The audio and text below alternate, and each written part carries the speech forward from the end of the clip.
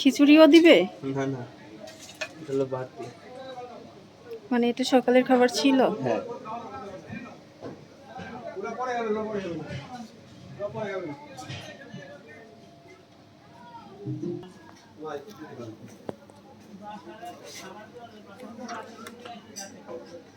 বাসারে খাবার দিতে খাইনি খুশি।